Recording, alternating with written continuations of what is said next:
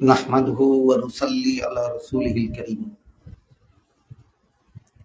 সম্মানিত উলামায়ে কেরাম ও আমার শ্রদ্ধেয় দর্শক এবং শ্রোতাবৃন্দ, আশা করি আপনারা লক্ষ্য করে থাকবেন, গতকাল 13 জুন 2026 সাল সিলেটে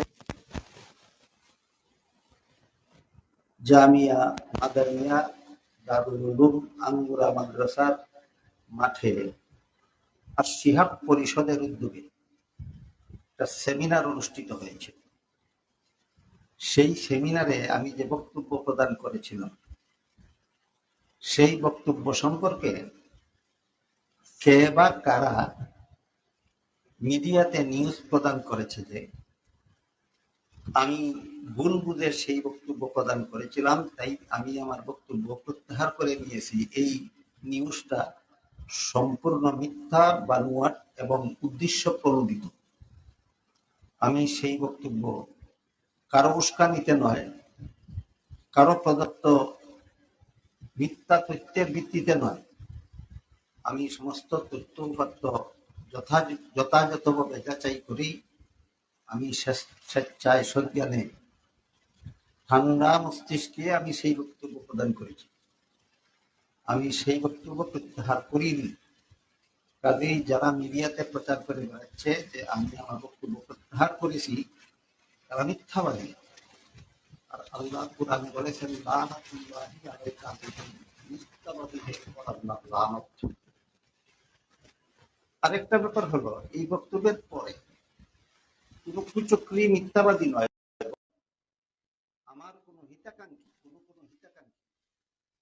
আমাকে এই মর্মে অবগত করতে চাচ্ছেন যে আমি একজন বিশিষ্ট আলেমের যে 2টা বক্তব্যের উদ্ধৃতি দিয়েছি, এর মধ্যে বাবুনগরের বক্তব্যটা ছিল তার পরবর্তী বক্তব্য, আর দ্বিতীয় বক্তব্যটা ছিল তার পূর্ববর্তী বক্তব্য। এ ব্যাপারে আমার কথা হলো, কোনটা আগের বক্তব্য আর কোনটা পরের বক্তব্য সেটা দেখার ব্যাপার না।